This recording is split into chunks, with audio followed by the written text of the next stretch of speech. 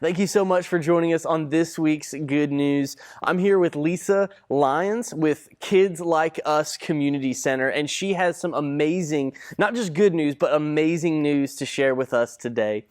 So Lisa, can you tell us a little bit about yourself and about the Kids Like Us Community Center? Yes, I have a son that's on the autism spectrum, Justin. He's 19. He was the reason that I started down the path for Kids Like Us initially. Kids Like Us is a center that's for everyone in the community, but we do target the special needs and those with different abilities.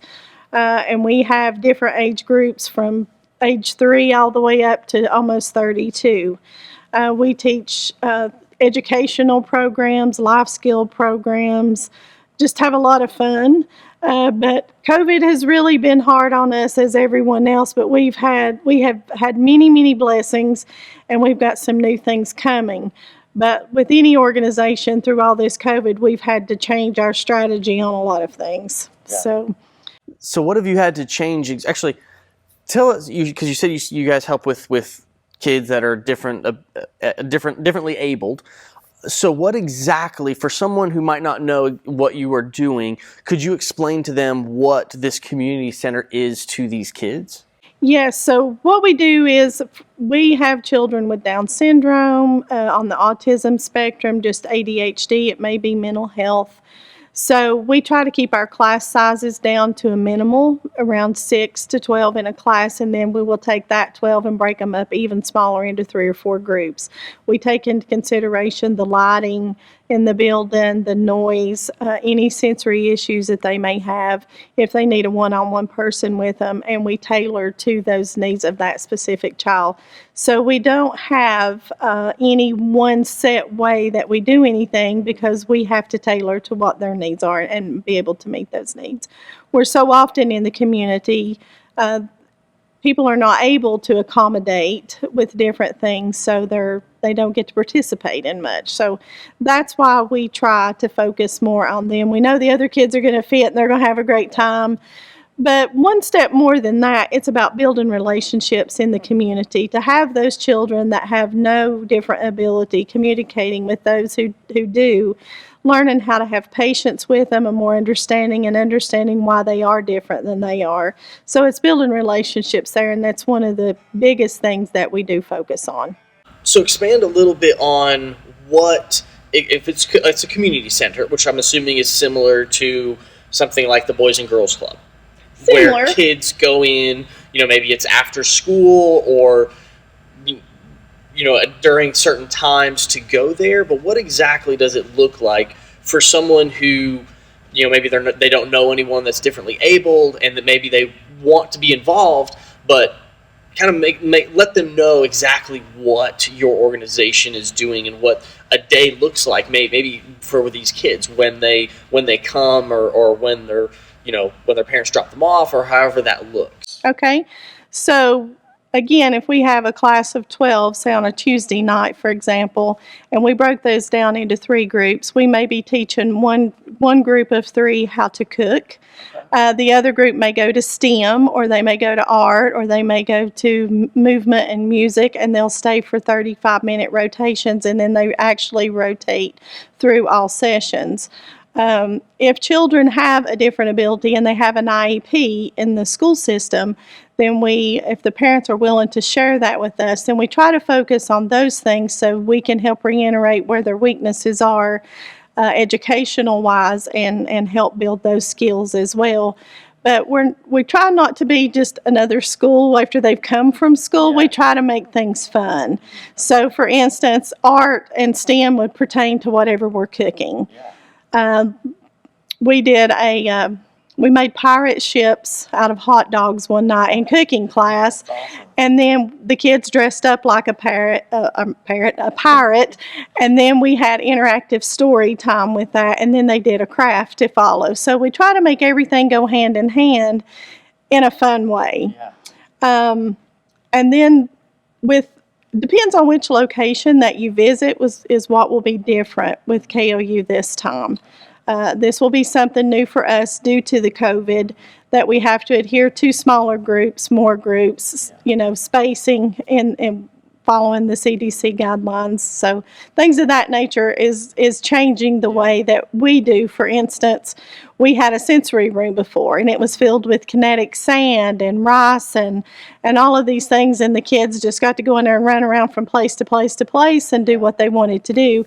Well, we've had to step back and look, and now they have their own each individual box of each one of those things that they don't have to share with.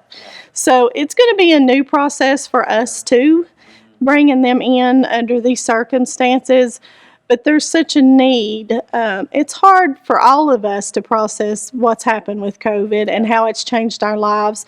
But for children with different abilities, it's extremely hard because their routines are broken and they don't like that. They don't deal well with that. Some of them don't do well with virtual reality or on Zoom for their therapies and things, and they're really struggling not just physically but mentally, and then there again that affects the whole family. So while we have them there, we try to have something normally going on for the parents to do, even if it's just sit in a room with low music and some lavender going, just to give them a break, because they too have struggled tremendously. Again, it's hard on everybody, but when you have a special needs child at home, it makes it even more difficult when the restraints are there, even more than you had to begin with. So we hope to take care of some of that for them. That's awesome. Now, you kind of touched on a little bit with the difficulty that COVID has brought. So how exactly has that impacted your organization? Well, we actually closed the center temporarily in March, and we have not been back open. We tried to reach the kids via Zoom and those kinds of things, but it wasn't very effective with a lot of them. So we've really just stayed in touch on the phone, talking to them one-on-one personally, trying to reach out to the families, see what they needed, whether it be food, clothing, or we help in those aspects as well. Giving the kids stuff to do to occupy them while they are there. But then as school started opening back up, we looked at what we needed to do. We were previously at the Old Range Elementary School, and that's kind of out of the way for a lot of people. It had its time, and it was a good purpose. But our families struggle with traveling so far, because we have families all over the Tri-Cities, some coming from Greenville, Kingsport, Bristol, even as far as Virginia. So looking in that, I said, let's think about smaller places and have one in each county. So that is ultimately our goal, is to be able to take a KLU to each county. So we decided to come out of range, and I partnered with a lady who owned the Drop Collaborative, which is another nonprofit organization that was working toward community gardens, above ground gardens, which is great in this time. So it serves, purpose for mental health, for food, just to make friends. It's a healing process.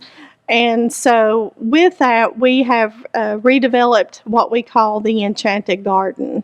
So our target is the whole community as a whole, but we are going to tailor to the elderly and the special needs community. So they will be multiple gardens on site, one for older older adults, plus younger students, and then an early learning garden.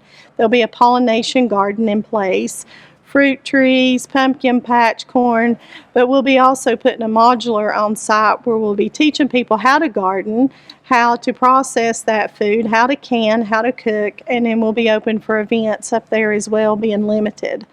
One of the programs that we're working on right now is called Paint the Pathway.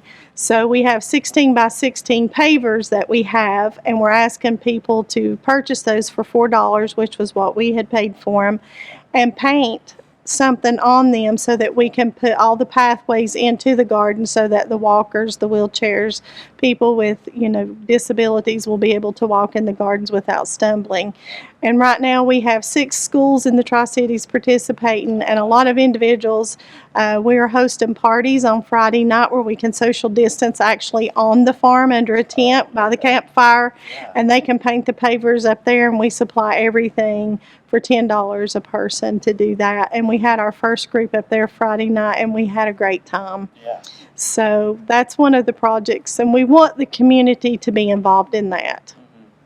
And then the food that we grow in return will go back to the families. Yeah, wow. For free.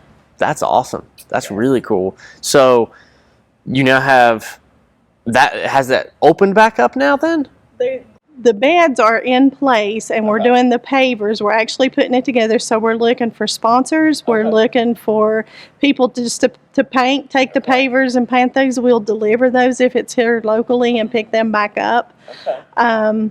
And just to be a part of the garden as it begins to come together, because there again, it's a community garden, and we want the community to be involved. So we put the first gardens in place. Lowe's is one of our largest partners, and there's many others, but we've got the first gardens in place, and then now we'll start working on the pollination and the early learning as we go. Okay. So when is the hope for this facility to be open? Spring of this coming year. Okay. 2021. Awesome. Very cool. So now you hinted at with me earlier before the cameras were on, but you said that you are actually doing a couple locations now and not just one.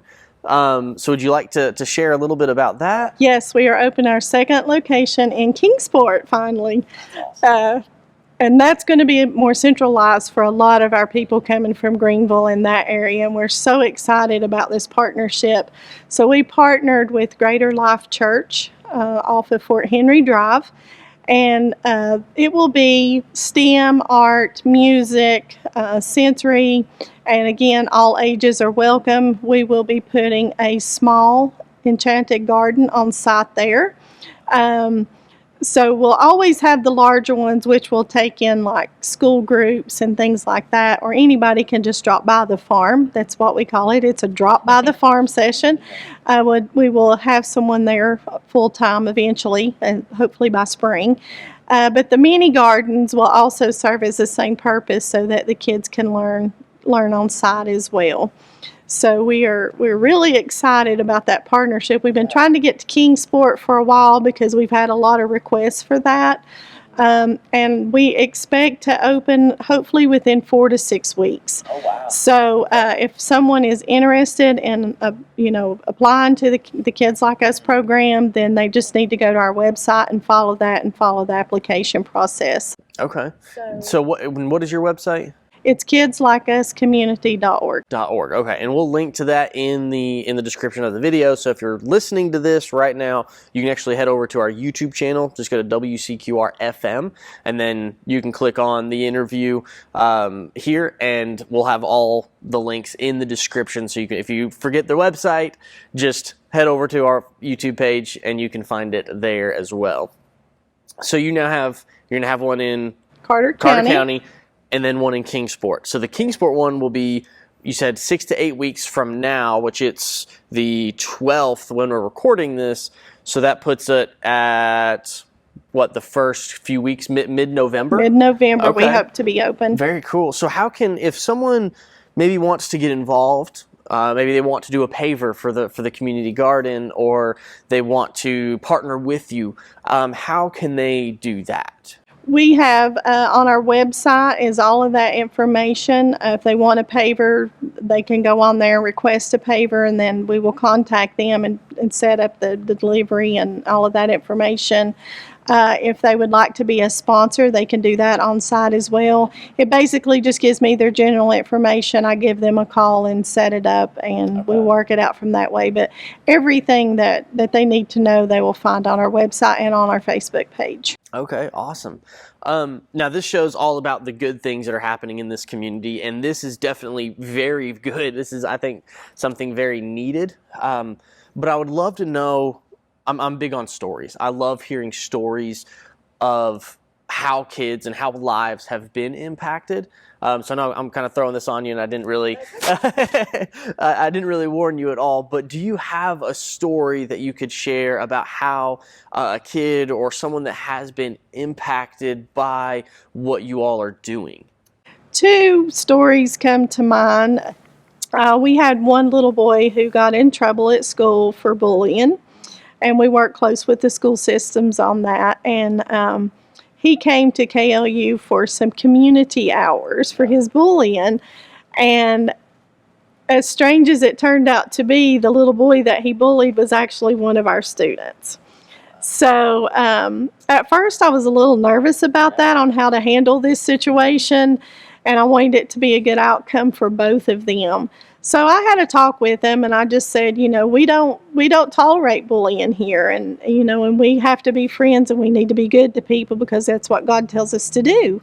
And so I put him in the classroom with this young man, just so he could get a feel more of how he is. And I said, now at the end of the week, I want you to write me a paper on everything that you find positive about this person that you bullied. I want to see what you have good to say. I know what you've had to say bad. Now let's talk about the good things. So by the end of the week, they became friends. And his exact words to me was, you know what, Miss Lisa, he's really different, but he is really cool, and we have a lot in common. Yeah. And so it changed his life. And I said, so what are you going to take from this? What have you learned here this week? And he said, when I see the kids bullying these special needs kids at school, I'm going to take up for them. So for him, and this was younger kids, so that was a good lesson learned for them. So I think that's huge, because there is such a problem with bullying in the school system. And it's, one child can make a big impact, So I'm hoping that will be good. The other one is we had a little girl at the center who chose not to eat food and has been going to therapy for a few years because of that. She had a feeding tube. But through cooking class over summer camp, and one of the older kids, a middle-aged child, middle-aged school, he was telling her how wonderful these strawberries was and making all these silly faces with her and telling her how good they was. And she ate one. And the tears that ran down her mom's face was unbelievable. And now she's eating. And that's huge. To most people that might not be much, but to a special needs parents whose child has never tasted anything, that was amazing. That's an amazing story. And I see things like that happening all the time there. We are so blessed at KLU, and God works miracles there every day. I see it on a daily basis, and He blesses us. And the people that help me have been amazing. We have been open 3 years, and no one there has received any kind of pay. We have volunteered our time and our efforts to put into this center what we know it can be for this community. And we've all been blessed in different ways. So, to me, it doesn't get much better than that. No, that's amazing. Wow. That's incredible. Yeah. I love that, because stories, they really are the things that show us that lives are being changed.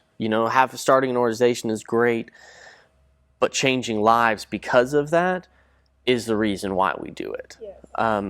I really appreciate you sharing that with me and with our listeners here, because I know they'll love to hear that as well. I saw one of our kids at Walmart the other night, and I hadn't seen him since March, and he come running up to me, and then he come to a dead halt, and he goes, Miss Lisa, I haven't seen you in a really long time. Is it okay if I give you a hug? And I said, you bet. And he about knocked me down, and it just made it all worthwhile, that they miss us. They missed us.